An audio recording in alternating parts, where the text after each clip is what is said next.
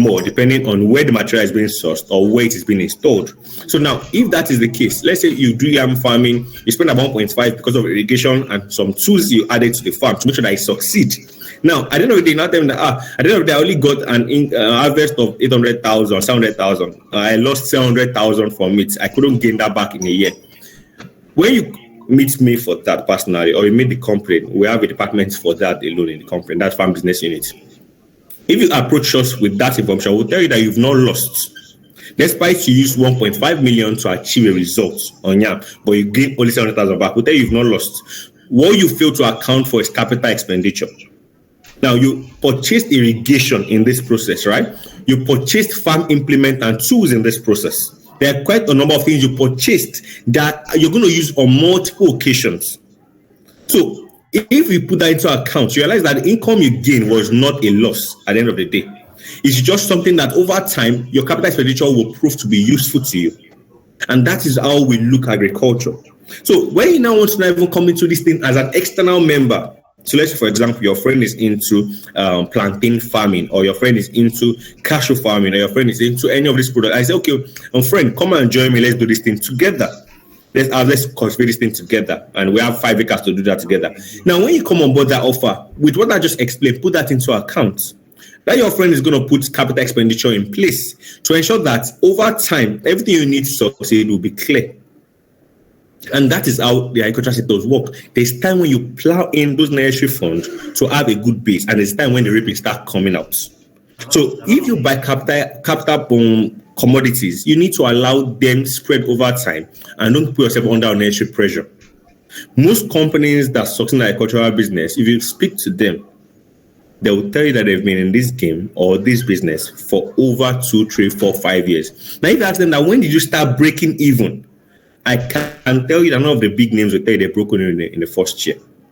None of them will tell you they broke even. And if they tell you that they broke even, the question you ask them is total. You should ask that question. For them to tell you that we broke even in the first year, ask them, is it operating costs or total costs? Total costs involve both fixed costs and variable costs, right? Operating costs are largely variable costs. When people say they break even, what they say usually is that they break even on operating costs, which is a good thing. If you can break even on operating costs in the first year, then you are headed for a good future. That is the simple meaning. But breaking even on total costs in the first in agriculture is most likely not possible. And that is how you understand how return on investments even work with all these agricultural investments. So when I hear with them that I was scammed, the question I asked them is, what do you mean by you were scammed? Is it the company was a fraud? They didn't actually were involved in the agricultural sector, or the company doesn't actually know what they are saying? So, for example, a company could be involved in the agricultural sector without understanding the dynamics of how the sector works. If you understand how the sector works, you know that you can't break even on total cost on farm expenditure in a year. It is not possible. Well, except your magician. It's possible if you're a magician. Maybe you're a god kind of person, right? So you just do abacadabra on the farm, and then before you know, you have that. You use, how will I call it, magical powers to multiply your products in a way that is consistent with profit. But then in the first year, for a viable farm that wants to grow into success, right? That wants to grow so much that it's going to become a very revolutionized farming system. The first 2-3 years, you're plowing into that project. You're buying things, you're building things, you're buying things that would last more than once. So if you invest in a company that is young and the company says it's going to give you a certain amount of return on investment, the question you should ask yourself is, if you're going to that project, how soon can you break even on that project? If you can ask that question and answer that question honestly with yourself, the next question you now ask is, how long has this company been existing for them to be able to have put the fundamentals in place to allow them generate such profit? Because every profit that any company less than 5 years is calling profit is largely a break-even on operating costs. And once you understand that, you cannot even be defrauded, and you will not see loss the same way you've seen before now. And now that I've stated those foundations, now let's go into what you need to know before investing into cashew, plantain, and snail farm. List of things you need to know before investing into cashew snail farm. But before I talk about that specifically, I want to ask one client, what do you know about cashew? 2 people only, basically. Just unmute. Let me know what you understand about cashew, because a lot of people don't even know that Nigeria is a major player in cashew in Africa. What do you know about cashew at all first? Before I start even going into details of the nitty-gritty of cashew. So, who would like to unmute? Only one person. One unmute. Talk about what you understand about cashew up until this moment. If I understand what the basic knowledge is, then it will be easy for me to just flow in and have no hindrance whatsoever. That's something. I think my eyes, you're the one I'm saying, so I just wanted to speak. All right. Cashew is a cash crop in Nigeria. Cashew is a cash crop. I mean, it's a combination of seed and fruit. So the seed is valuable, while also the fruit is valuable. They can make use of the fruits in production of all these fruit juice, while the seed is also is also used in the production of some other things. It's a raw material for some other things.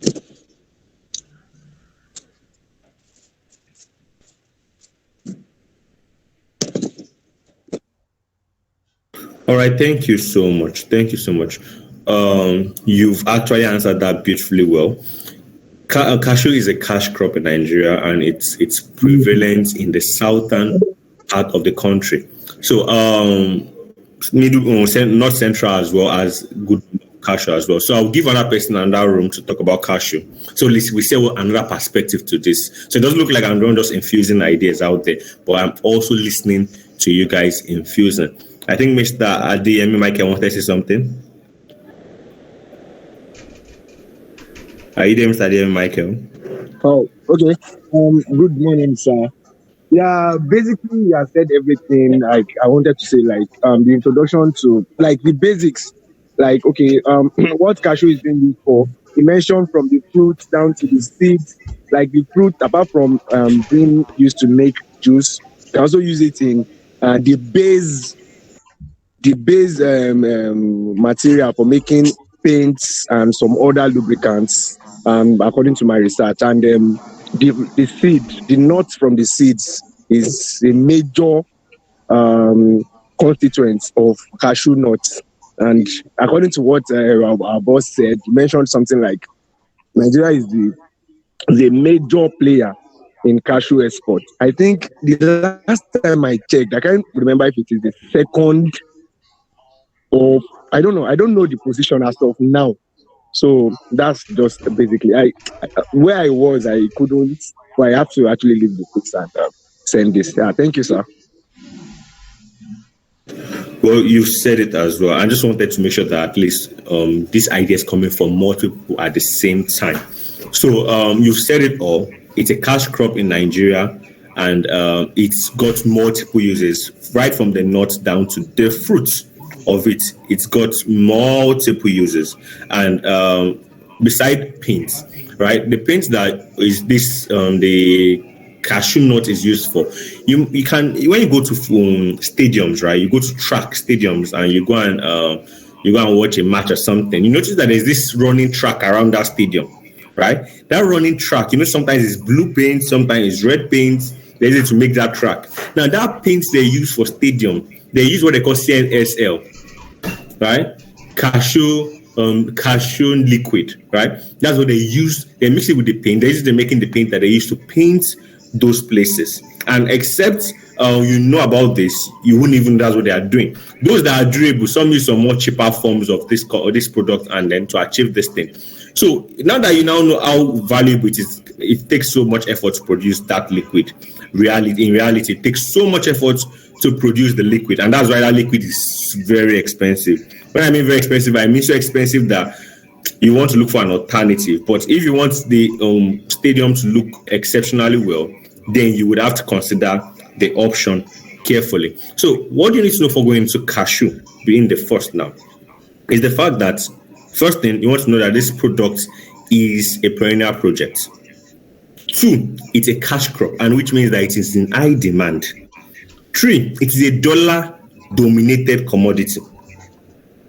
Nigerians don't consume a lot of cashew, and it's not as if we don't want to consume. We want to, It's just that it's too expensive for the average Nigerian to consume. When you want to eat, right? If you go to a superstore now, you can test it yourself. It's not any superstore around you. You will see a bottle of cashew is being sold at 2.5 to 4.5, depending on the side of the country where that is done. And that's how costly it is, right? An average Nigerian has not eaten morning food, or is now reducing his 3 square meal to 2 square meal, and some from 2 are coming to 1. So by the time you put all of this into consideration, the least thing they want to start buying is cashew bottle. And it's even cheaper at that price. In the UK, you can ask everybody in the UK, US, Japan, Germany, ask them how much they sell their cashew nuts. It is in kg. The same 5 kg you naturally get in Nigeria for around 6,000 thereabouts, 7,000 thereabouts. You get it in those places for close to 12 to 15,000. By the time you convert their value to naira, it is not a cheap commodity, and it is dollar dominated. And that is why it's keep bringing in foreign exchange value for Nigeria. As at last year, it was number 3 after cocoa and sesame annually. So because of how much foreign exchange is locked up in cashew, it is actually a highly contended product. It is open to thefts. If you plant and you don't have good security, it is open to thefts. The poachers will always poach your products, because it is people that didn't plant with you are ready to come and harvest your commodity. So you need to understand that about cashew in itself. And that about cashew is that it doesn't start fruiting commercially until 5 years. The honest truth is it starts fruiting from the 3rd year, even some special from the second half of the 2nd year, 2.5 years. That's the honest truth. They start bringing out fruits. But commercial production, to be honest, doesn't start until 5 years. And from that 5 years down to the 7th year, you are bound to make the largest income. From the 5th to 7th year, within the first 7 years, every money you spend to cashew, typically if you have a good system or partners, within the first 7 years, every money you spent on your cashew at that moment, you would have earned them back. And that's the honest truth. Because the system is on the increase, and it's not a rocket science. Naira is daily being devalued. And since cashew is a dollar-dominated commodity, and Naira is daily being devalued, you should understand that it means that each year, the commodity prices are increasing in Naira value. But this is where the problem is. For the farmers, and now if I have people in the agriculture system here, they might not be happy with me, but I will say it nonetheless. For the farmers, they've been purposely impoverished. The cashew will keep going up, right? Because it's dollar dominated outside there, and it means that they pay in dollars for the exports, which means that the money they were paying 2 years ago is not the same money that should be trickling in right now. Because if Naira is being devalued, it means that dollar equals more value in Naira. But because the farmers don't have a link up there, they are still receiving equivalent to the same value as they were receiving 2 years ago, even currently today, with a little bit of increase. And it's because they don't have any connection up there. Those in the export range are the one that makes the largest money. And that's why when we came into the cashew value chain, we partnered with Accord and down with flour mills. All we did was we tried our best to reduce the in-between people for them. Of course, we worked with 1 or 2 aggregators, but we tried to reduce the number of people in the middle so that the farmers can have the largest revenue from this system. And that is what you need to understand about cashew. So once you understand all of this, then you know that anybody that tell that you're coming to cashew farming and you're making revenue in the first year, that's a red flag. It is a red flag. If they say they're going to get revenue in the first year, you should ask that where is the revenue coming from? Because it's not from the cashew. Except it is a already existing cashew farm. Beautiful. That is it. Now, if you're going into it, have that mind that the first year, 2nd year, 3rd year, your profit is not coming out. But please don't allow it to affect your devotion to the cashew. It needs your daily dedication, your monthly dedication, your weekly dedication. Because if it's by the time it's going to start giving you reward in the 4th, 5th, 6th, 7th year, you would just be thanking God for it. So give it the attention you need in the first 3 years. Don't joke with it. Ensure that you keep it on fire, because cashew easily they are very sensitive to fire. What is what you do? Once you know this as someone that wants to go into the farming directly, you would not make mistakes. We have books on how to actually do step-by-step farming. We have seedlings. If you have your own land right at the moment and you want to put cashew on it, reach out to our farm business unit. They will be sharing the contact of the head of farm business units in concessions before this meeting goes over. Write that number down, the person there, speak to the person. If you have a land already, please let it be more than 2-3 acres before you reach out to us. We typically don't honor 1 acre or less. Make it 2-3 acres because cashew is beneficiary when it's done on quite a little bit of land. So 2-3 acres, you reach out to them. The seedlings, you can pay gradually. You don't have to pay for your seedlings at once. You can pay gradually and then get it, right? You can pay in installments and then they will get you the seedlings. You plant them there. You get at least for 2-acre farm average, they get at least 2 to 3 annual workers that work in the first year. Then second year, you can get only 1 or 2 annual workers that would maintain it for second and the third year. And then for that moves. Now, also, if you involve us, as I said, we do market linkage, you will never have to look for buyers for this product. Everything that you do that we advise you to do, you won't look for buyers. Whether it is the snail, the plantain, anything, you will never look for buyers where you're buyers. So that's not an issue. We've taken so much years to become steady in this sector and know all the names that are needed to be known on the upper side of things to achieve results. And that is it. So now, when you know all of this about cashew, you know that, of course, the profit will not come early. Nobody can scam you. And also know that there's no project you're going to cashew for that you should lease a land for. Please don't lease. If you're leasing, make sure it's 25 years minimum. Why? Because cashew live up to 30 to 50 years under good managerial practices. So if a commodity that lives 30 to 50 years is in play, you can't lease a land that is lesser than that for it. And it's very, very key that you have that knowledge on your hand when you're trying to engage the sectors. Now, you buy a land is the most affordable thing. Get your own land. Get your land. Whether through somebody or under somebody, just get land. Make sure the land is yours so that you never have to dispute this in the future. Over time, the 6th, 5th, 6th, 7th year, as God is blessing you with money, try and fence your farm. Another thing you need to know about cashew, try and fence it. I just told you now that one of the biggest challenges with cashew is that people poach on it a lot. They poach on cashew a lot. They steal people's nuts. People that you didn't plant it to, but you're coming to come and steal the nuts because that's where you want to reap from it. Once you fence your farm, it reduces these challenges for you. So once you start making money, don't eat all of them. Once the start coming in the 5th, 6th year, don't eat everything. Save some and do barbed wire fencing to keep away poachers from your farm. It may not take all them all away, but reduce their quantity. Now, I've said a lot about cashew already. This meeting is supposed to be more than 1 hour, 15 minutes. So I'm going to move to plantain. If you have any question about cashew, start dropping them in the call messages. Any question at all, because I'm not coming back to explaining cashew anymore. I might only touch it briefly, but I'm not going to speak on cashew majorly anymore. So if you have any question right now about cashew, before you forget, drop them in call messages and they'll be recorded so that answers can be given to them. Now, talking about what you need to know before investing into plantain farming. Now, understand this, that Nigeria produces 4 million metric tons of plantain annually. 4 million metric tons of plantain annually. That is what we actually produced. Now, this is not accounting for those that were destroyed or that were not useful, right? This is one that were useful, that was consumed. And that makes Nigeria number 4 in Africa and number 7 globally. Yes. According to the last metric of 2020, that makes us number 4 in Africa and number 7 globally, producer of plantain. It is a major staple food in Nigeria.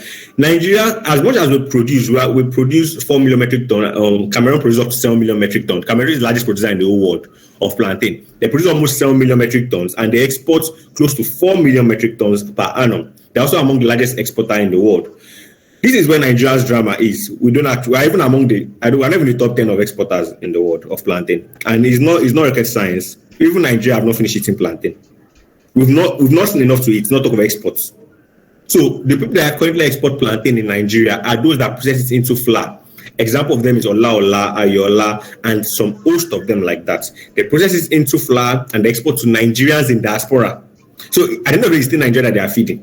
Because the commodity is not enough for Nigerians, not talk about external members. And that is where you need to know that the demand for plantain is high. At the moment right now, wholesale value of plantain is 650. Wholesale value. I'm not talking about retail value. Retail value is always expensive. Like you go and buy from one Mama Chidima at close to your house there, she'll give you 5 and call it 600 now for your 700 now or 1,000. That is Mama Chidima's price. I'm talking about where the big production sales happen, which is at the wholesale market in every farm, or when you're dealing or partnering with industrial stations to process it. It is currently at 600 now. Even some goes as high as 750 per one. And typically, it is not rocket science.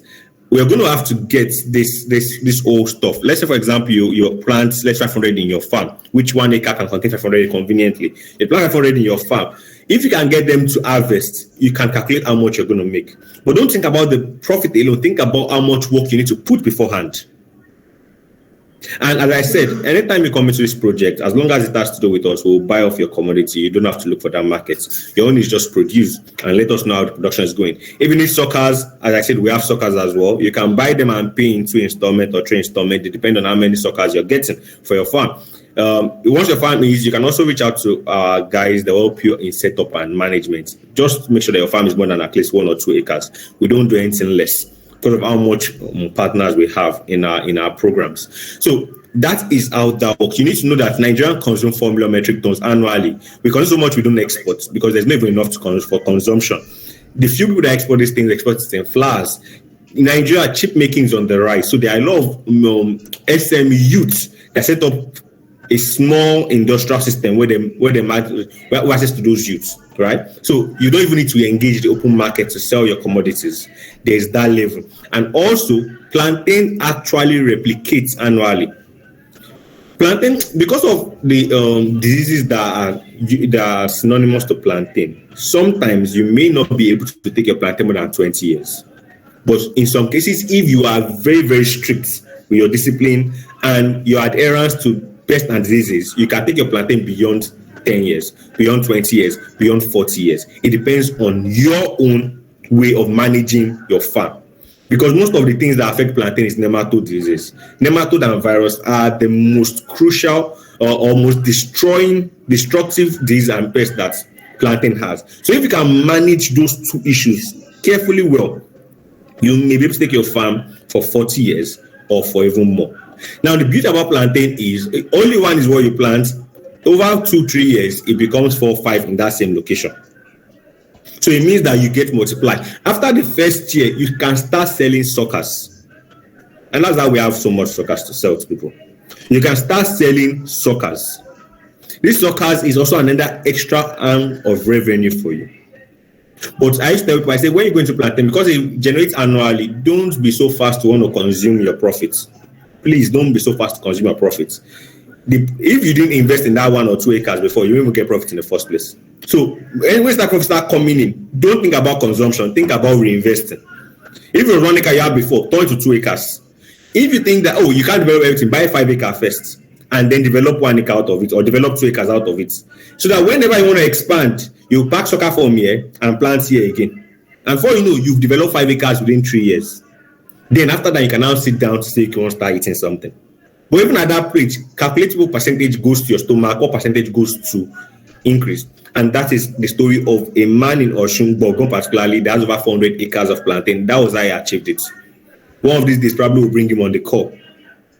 So you can come and see how he achieved it. But he achieved this gradually. Based on the story, he's a pastor, so he achieved it gradually. And that is how you need to grow your own form of investment with plantain.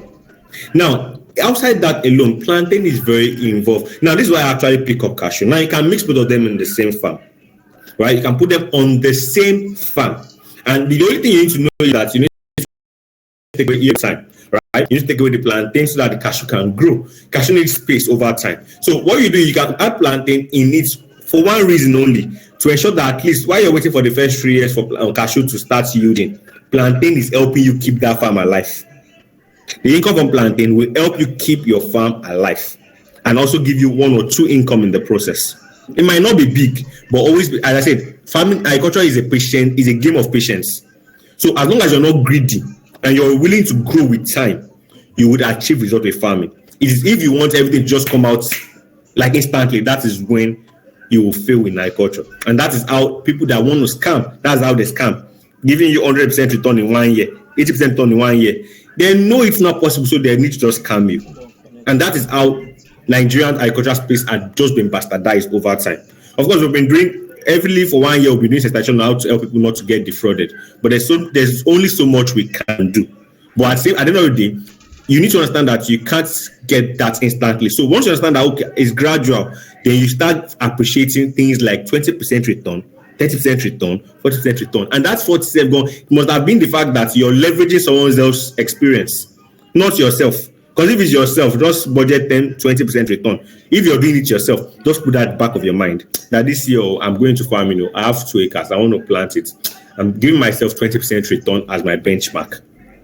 If you now put all the step right, and at the end of the day, you now have 40%, to God be the glory. At least you didn't over budget yourself. You didn't overstrain your mind. You place yourself in a safe space, and that yielded a result for you at the end of the day. And these are the things you need to know about plantain. Going into plantain, start gradual, build over time. Lastly, I'm going to be talking about snail. Now, as I said, you have a question about cashew, drop it in the income messages. You have a question about plantain, drop it in the income messages. As we have reached that place, ask this question so that we don't forget that and you don't forget as well. Now, before I even touch it again, now bee farming, which is something we do, but we're not talking about it in this. It's not part of this webinar. Over time, we'll talk about bee, but no, that's not what we're discussing right now. If you're going to consider bee farming, cashew and plantain together on the same farm is wonders, right? Why? Because bee need a lot of nectars. Now, you want to introduce bee to your farm. Make sure that farm is in the bush. Don't let it be close to where people are so that it won't cause issues. Make sure it's in the bush as much as possible. But when you put bee to your farm, it does two things, right? It allows them to suck on nectars that will produce you honey, which I don't need to tell anybody that honey is always in excess demand. Always excess demand, anytime, any year, and it can be preserved for long. I don't need to emphasize on that. But the idea there is bring them in so they can suck nectars and bring out honey for you. That is one. Two, these bees would be able to help make your harvest higher. When bee takes nectar, takes pollen from one plant to another anther in another plant, and by doing that, they increase the harvest you're expecting. Because plants are like humans. There's a man, there's a woman, or there's a male and female reproductive organs, and because that is the case for both, everything in life has that system. And what they need someone to take the anther to the pollen or the pollen to the anther. They need it as well, and the bee is the best pollinator. They do the best job, and as long as that can be done on time and in the right way, harvest is more. So bee does that. They give you honey and they help you increase your harvest projections. So of course, we're not talking about bee today, but I'm not saying that is very important. And for you're making multiple income from multiple revenue streams, and that's not about that. Now going into snail, basically. Now snail, on the other hand, is something that Nigerians know the wealth in it for so long. But I won't lie, Nigerians are not the most patient people in the world. We are not the most impatient as well.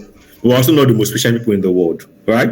I've been opportunity to travel out of the country, so I can tell you that Nigerians are not the most patient people in the world. We want what we want it now. There's no time. We don't want to waste time. We want it now. And if what you're saying does not make brain early, we'll dump you on that thing. And that's Nigerians for you. And there's nothing bad about that. That is why we've succeeded so far. That's why Nigerians travel out of this country and become exceptional. Because when things are not working, we query it very fast. Why is it not working? Ogbeni, I'm out of this place. That kind of a thing. We jump out very fast and we don't allow waste of time. If you don't know where you're going, we know where we are going, so don't waste our time. And that is Nigerians for you. But at the same time, we're also not the most impatient. We're not the one that is as fast. If I mention some countries, you just start laughing, right? About how impatient they can be. But the idea at the end of the day is that snail is a product that if you come into it, you need to pay a lot of attention. They multiply like crazy. And when they start multiplying, if you're not very careful, it goes out of hand. And you start seeing some characters in them that is not consistent, like cannibalism. They start eating each other out because you can't feed them very well anymore. And they need calcium to survive. And all their body is calcium. For them, they start pitching on each other. And that's there. But at the same time, you can't make profit from snail if you do it the way they've been doing it forever. Put them in the wild, go and harvest them when you need them. It's not going to work. You need to build their house for them. You need to build their own space for them. You need to feed them like you're feeding poultry animals. You need to weigh them on a monthly basis to know how they are growing. After then you process them. Currently, right now, Dofma actually exports our snail products to the UK. It's not as if we don't want to sell to Nigerians. But the story is when you give them price, Nigerians are telling you things that are complicated, and before you know, it's stressful. And the people in the UK don't need to stress to sell to them. You just sit and they buy. So currently we sell to the UK, and the demand that we have is quite high. So we're trying to teach people how to go into snail farm so that we can have a lot of people to pull from to sell this product. Right? Currently, right now, a year worth of snail, a snail that you raise for a year on optimal production, optimal feeding system, would be close to 300 grams at the end of the year. Currently, right now, that's what they call small jumbo or medium jumbo in some cases, and that's 800 naira per one. It's very, very important that you know all of these figures because that teaches you how to go into it. Feed snail babies you need, just don't worry. As I said, we are your plug if you need that. Now, you don't want to go into this yourself, we're also your plug. Whichever the case is, even the market, we're your plug. We're just your plug for everything. Just stick to us, we're your plug. As long as everything we mention, you're coming to it, we're your plug. Because we need people, we need a team of people that are doing these things so we can always not run out of people where to buy from. These things, the way it is demanded every week or every month is more than what our current capacity as production can carry. So we welcome many people to come on board it so we can have that pool to both all grow together. It doesn't matter that you didn't have the initial time to build your network. We've built it. Rest on our network. Don't create your own. If you now say that you want to create with, no problem. But don't go and start trying to create network. It will cut your energy in half, and then you can leverage ours and move forward. And that is it. But what you want to understand about snail is the fact that it is one of the many livestock in Nigeria that attract the largest form of investment. Right? It is actually a price commodity that is eaten by a very, very limited few. Not because they don't want to eat it, but because it's too expensive. By the time you bring 10,000 out of snail into your house now, it's less than 20 snails, and then you start cooking them, and then after you're done, one small pot will contain everything, and then it's never enough for you in one sitting. And they're like, you've finished all your money, and you're like, that's not my intention, but it was just too sweet, and I was eating before I finished all of them. Because of that cost nature of snail, a lot of people just declare. That 10,000 naira, you can't finish the meat. Even if you're in meat hunger, you can't finish 10,000 worth of meat. We will need to check you out in the hospital. But snail, 10,000 out of snail, God knows you'll finish it in just one sitting. It just depends on how hungry you are. So it's a commodity that is reserved for few, but the demand has always outpaced the supply. Now, West African land giant snails, which are Argentina, they don't grow easily. It takes 1 year. So there's no rush in it. But once it is done, you can actually break even on your money early. Now, I won't say you break even on total cost. As I said, breaking even on total cost is possible at a very, very extreme rate. But projecting that you can get certain amounts, you can. With snail, you can even work for 50%. It depends on you. It depends on how much you're willing to go, how far you're willing to go. With snail, you can actually achieve 50% return on your own farm. This is a farm that you started yourself, you manage yourself, you stock yourself, you work on yourself. You can achieve 50%. I won't lie to you. But it's not all setup that can achieve that. There's some certain level of setup that can achieve that kind of return. But if you're working with somebody as a third party, what you should aim for is 20 to 30% through that place because you're not putting all the energy there, right? You should aim for something like that. And within the first 3 years, I can assure you that you will gain every money and more. You break even both on operating and total expenditure. In the first year, you break even only on operating expenditure. But in the third year, you would have broken even on both total, which covers both variable and fixed costs. That's how farm work. You don't jump into farm expecting to break even in the first year. It's except you're leveraging on someone's experience. That's possible. When you leverage on someone's experience, you want to build farm yourself, and you give yourself that kind of expectations, that could come back onto you. Because at the end of the day, you won't achieve it, and then you would feel bad. And next thing, agriculture is a bad sector. It is not a bad sector. It's a viable sector where patience is the currency of transaction in the sector. You can't rush agriculture because all these things, I just think snail that takes 1 year to grow. How do you rush that system? No matter how impatient you are, you can't add one shell to the snail shell. You can't add one calcium to its body. You still need to allow the snail consume the calcium in herself. If you like put 2 kg of calcium or supplements in the house of the snail, it won't consume more than what it will consume per day. And you can't force it to consume more than that. It will just stop where it can stop. And it doesn't matter that you're angry with the snail. It will look at you, consume what you can consume, and move forward. It doesn't concern the snail. And same thing with plant as well. If you don't put water there and there's no water, the plant will die. You can see the background behind me. That is our farm manager, Mr. Oyediran Samuel. He's currently on the call. I know you will be surprised that he saw himself in my background. Yes, he's currently holding our cashew. The way he loves our cashew seedlings differently. I use it because it tells a story. He's so passionate about our seedlings. If he's there, he start playing with them. The idea is you don't feed those things water, they die. That's simple truth. They die, like literally just die off. And it doesn't matter that cashew, I've invested 2.5 million inside you. Please don't die. It doesn't matter to the cashew anymore. You've missed the water period. Consistently, it's gonna die off. You don't spray insecticide. When you spray it, insect come there, eats the leaf off. You need to do what you need to do to see the results you need to see. You have to be consistent in farming to see results. You need to show up every day, irrespective of how you feel. Whether it is a good day, a gloomy day, a dark day, a rainy day, you must be present and consistent. And that is how farming succeeds. And these are the things you need to know about farming to reap harvest from farming, to come out on top. This is what you need to know who to invest in and how to invest in them. If you know all of these things, you have safeguarded your future. But if you don't know these things, it may not help how you attract or how you go into investing in the sector. 1 minute, I will be allowing question in a while. Very soon will be allowing question and answers. But for now, I'm just a briefing. You need to know everything you need to know about all of this. Now, Dofma is, as the case is, all these products I've mentioned, we currently farm them, both for ourselves and for partners. We don't do the typical investment you look out there for. Well, promise you, at all costs, irrespective of outcome, you're going to get 2% or 10% at the end of the year, or 20 or 100 or 50 or whatever. That is not how Dofma works. If you want us to farm for you, maybe let's say, for example, you're busy. It's possible you may be busy. You have a day-to-day job you go out to do. You come back, and you don't have enough time to do it yourself. We have a system, a framework that works in. All we request is buy a land in our estates. It's easier for us to manage all our farm in one place than scattered across. We already have many estates across different parts in the Ogun and Osun states, and we can't employ for every part of them. So the best thing we usually advise those that want to farm under us is that buy a land in our estates. It's easier for us to pay attention on your farm without having to be scattered across. And after you buy that land, make provisions for the money you want to develop it with. We are transparent with those things.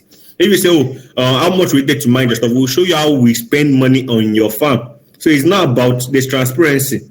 And we always take our farm to our class. We take people to our farm estates on monthly or bi-monthly basis. Come and see where your farm is, your farmland, and the Bale's house or the King house is close by. In case you want to go there, you can go there yourself to go and find out about, are people the real owner of this land or stuff like that. It helps you, keeps you informed, right? Now, if not that time, we can achieve that for you. Some of you have actually reached out to one of our staff that said they should come and own part of our farmland. That is how it works, right? And at the end of the day, we harvest these products. We don't manage. I set up a farm and manage your farm for play. We set up and manage your farm. We get our own commission at the end of the harvest, not before. We don't charge you before for our setup and management. We charge you after. And we don't charge you in money, we charge you in produce. So, for example, let's say we harvested 100 kg of your commodity. We'll take 20%, we take 20 kg, and we'll give you 80 kg. Or we sell 80 kg on your behalf and give you your money. That is how we charge. We don't charge you money beforehand, or we don't charge you money in the process. We produce that commodity and take a percentage of the commodity at the end of the harvest. That is how it works annually. And then we'll keep managing your interest going forward. So we've got farmland offers for cashew, we've got for plantain, we've got for snail. In case you came into any of this channel, try to reach out to whoever brought you in. And if you didn't come into anybody, you came in on your own, of course, you can equally indicate that in income messages, and someone out from the company will reach out to you.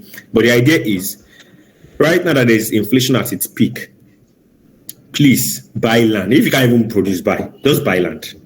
If you can't even produce food, let's say, for example, you have enough money to start the farming, buy land and be looking at it. Because the money is worth less every day than it is a day before. buy land and keep, or buy land and resell. We have farmland banking, buy and resell, right? But don't just keep money in the bank. Inflation is crazy, right? And it has not seen the peak. 2023 is very far. 2023 is very far. People can die for 2023. Hunger can keep us in for 2023, right? So ensure that you take action. Don't just wait and just allow inflation to keep working on your savings, right? If it's land, buy land. The only issue you should worry about, if I want to say it, I can't say it fast enough. At least that is a worry that is different. But buy land and keep. Naturally, we actually buy land for people and resell.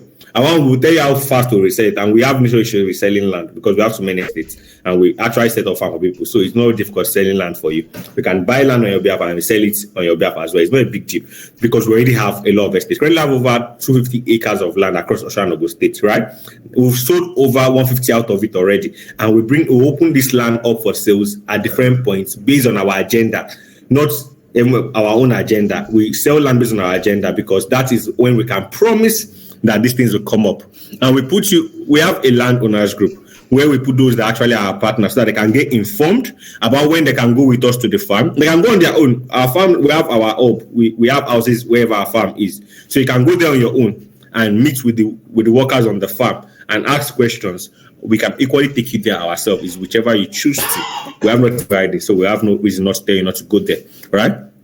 So we have all of that, but don't just sit and watch your money slip away. It is very important that you put actions on them. With that said, I think our last question and answer, so we don't go beyond the 1 hour 15 minutes we originally budgeted for this meeting. So any question and answer, or let me even give that to whoever needs to handle that. Let me hand over that part. Deji, are you on the call? Kindly take care of that. Thank you. Yes, sir. Thank you very much for your time. We have all learned quite a lot from what you said regarding cashew, plantain, and snail. However, before we start attending to questions, of course, is there anyone here that would love to comment with Adeniyi SHOREMI regarding all what you have said before we go to the Q&A section?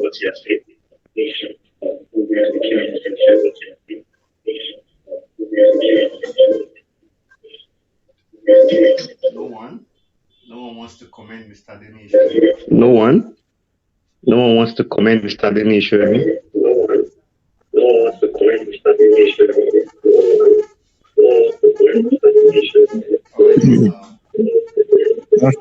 All right then. Okay, Mr. Adeniyi, want to say something?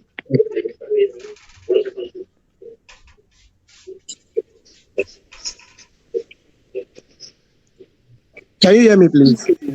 Yes. Yes. I'm in a noisy. Mr. I can't hear myself. Like, can you hear me? Hello. Yes, we can hear you. Yes, we can hear you, sir.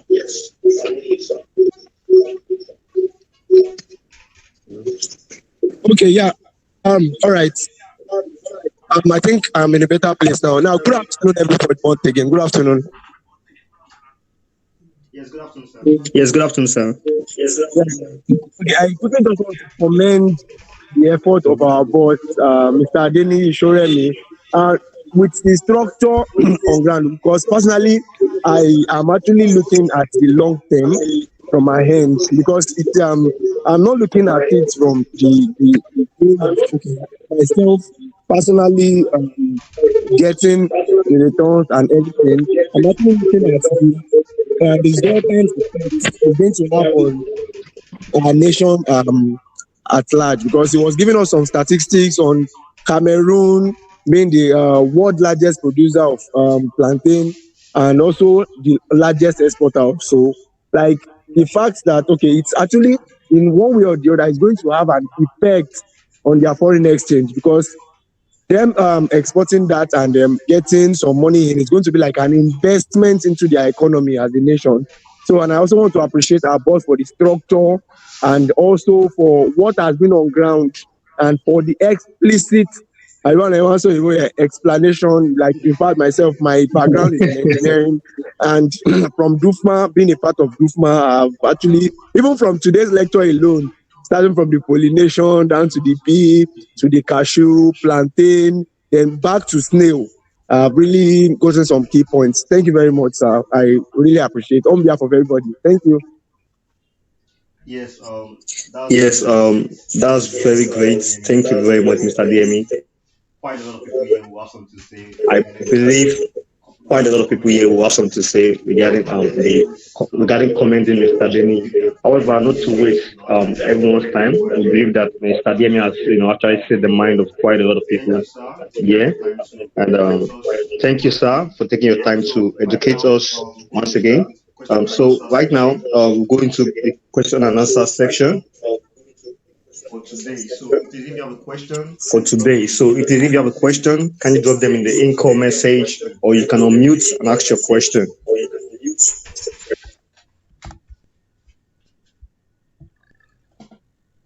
Okay, there's one Okay, there's question one in the question in-com in the message income from message from Mr. Mr. Adeniyi, Adeniyi, and it's from and it's from Frama Frama Dawawi, Dawawi, and the person with the the username person with of the username of Frama Frama Dawawi. He Dawawi. said, He said, "What is the "What is soil the soil constituents constituent for for cashew?" cashew?" She. Okay, She. Okay, the person is she. Sorry person for the that. she. Sorry for that. So did you get the question, So, did you sir? get the question, sir?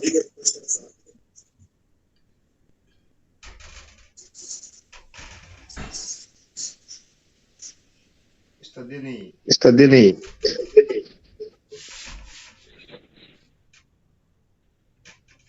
Sorry. I was numbing on something. My mouth was a bit full. All right. So when you want to go into cashew farming, what you want to consider is red sand loam, right? When sandy loam, it's always very good. So a bit of that sand that looks a little bit clay, grab. That kind of sand is always very good for cashew.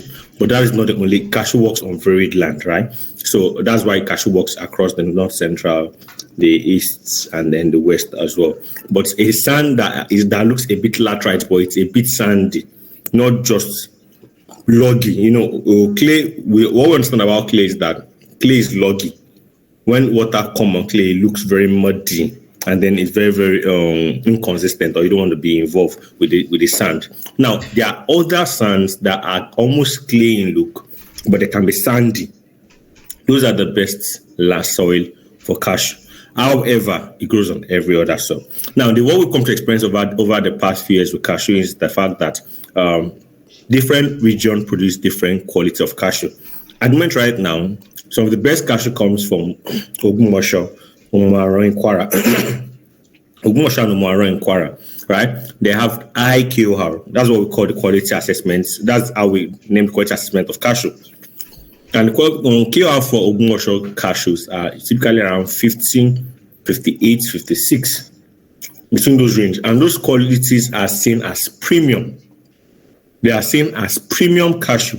However, there are different qualities across different regions. Dekina in Kogi, Ayangba in Kogi has good QR as well at around 42 to 48 to 52 at some point. They have those kind of QR as well. Now, Ogun State has around 44, 46 QR. Many places in Ogun State.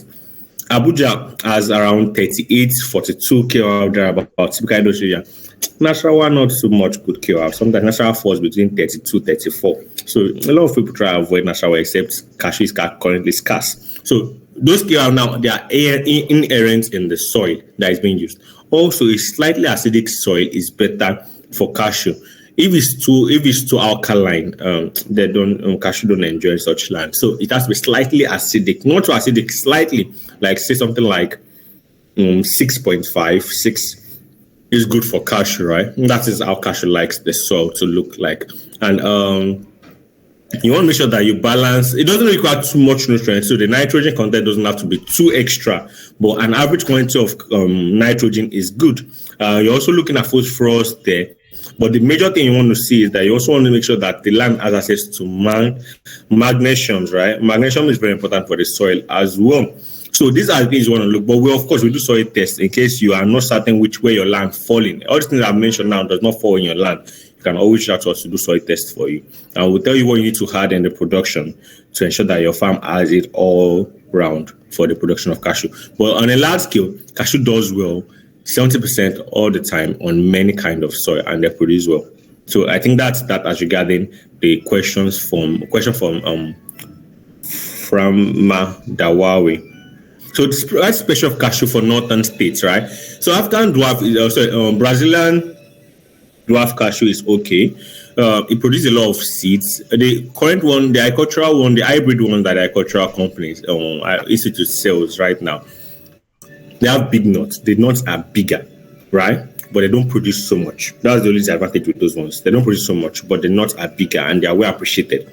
But for the mid North Central, just go with Brazilian dwarf. It's the normal one that's popular. It has small nuts, but it's plenty. It can be very plenty on the tree. It actually commands larger tonnage of value. It's not as if the agriculture does not work. Or you could even mix both of them. But I would suggest that even in North Central, mostly consider that of the Brazilian dwarf species. So, okay, so Mr. Olise asked that what is the cost of setting up a 5 acre of land for planting or cashew in Ogun State? So now I would answer that question in a very, very in different way. Now, on one corner, if you're not using irrigation, which is a bad idea, but at least you don't, it's every farmer for himself, right?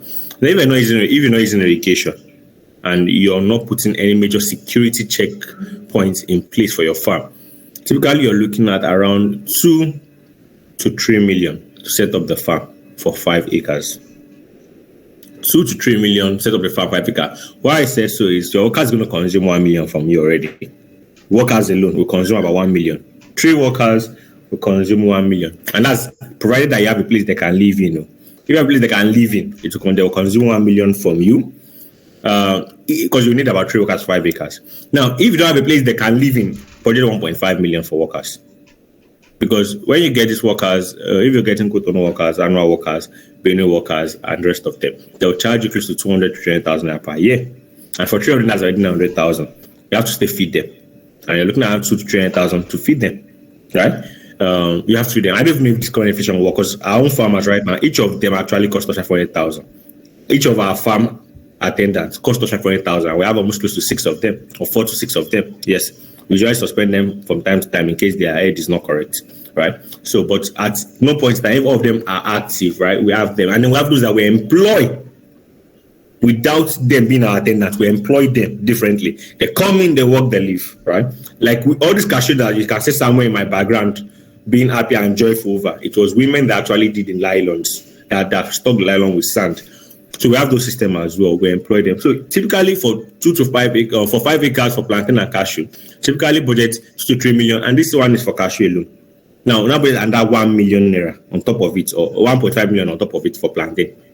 So that is it basically, because plantain to get the seedlings, and a seedling of plantain for hybrid is 250, 200 to 300, depending on the time you're buying it and where you're getting it from. Then 150, depending on also the nearness of where you are to the place as well. So if you're doing about 1,000 of plantain suckers, then you're looking at close to 150 to 250,000 for 1,000 suckers. For 5 acres, you're going to be needing average. Even do you want to economize, you're looking at 2,000 averagely. So you're looking at almost 400,000 on plantain suckers alone.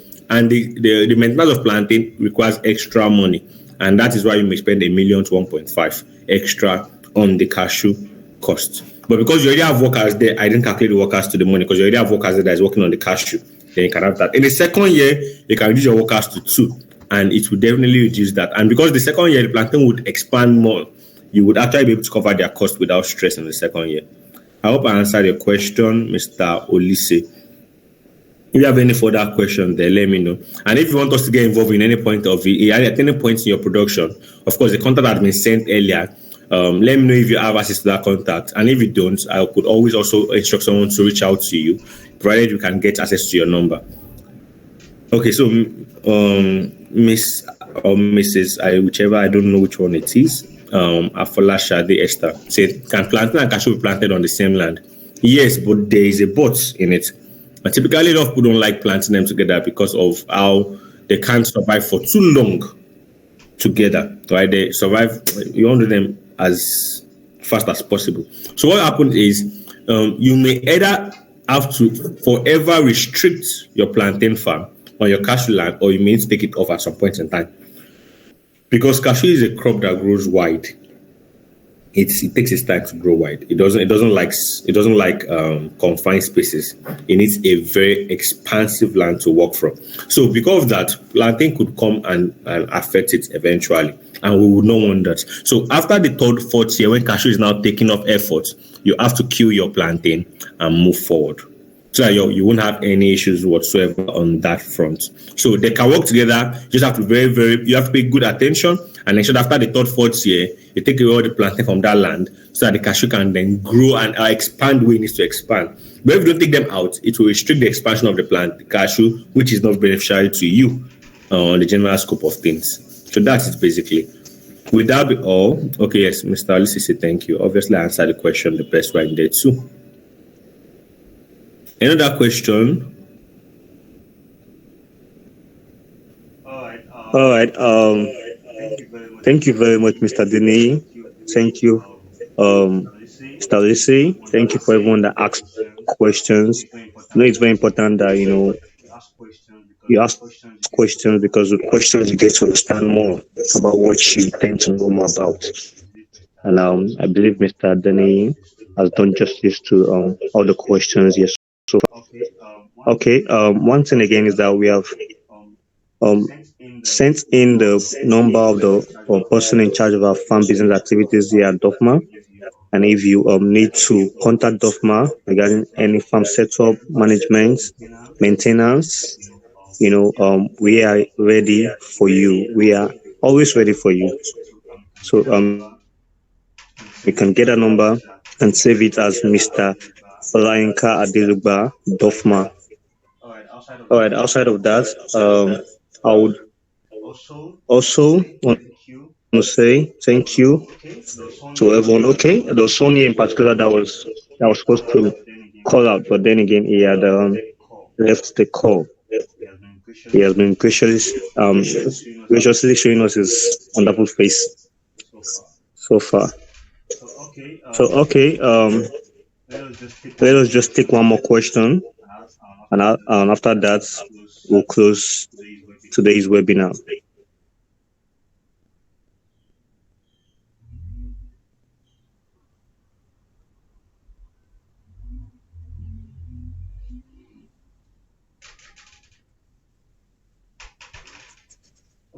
Okay, wow.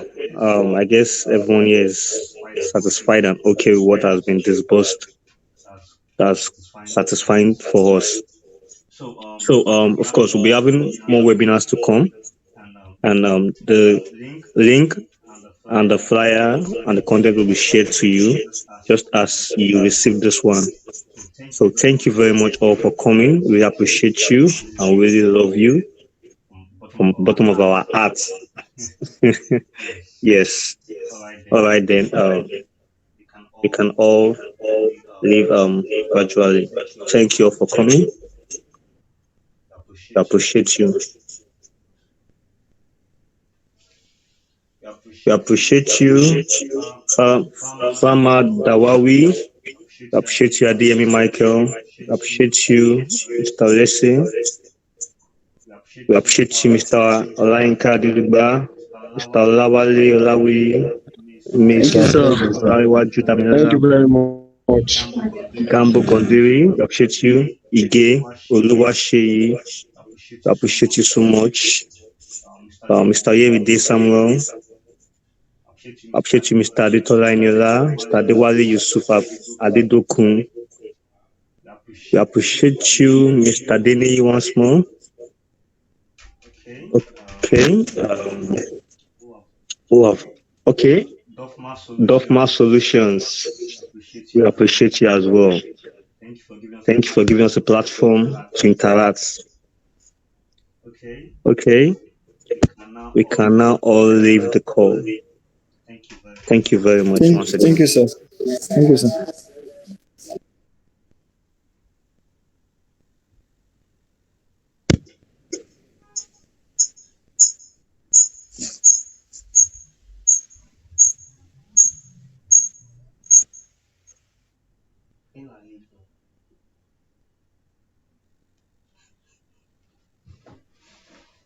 Then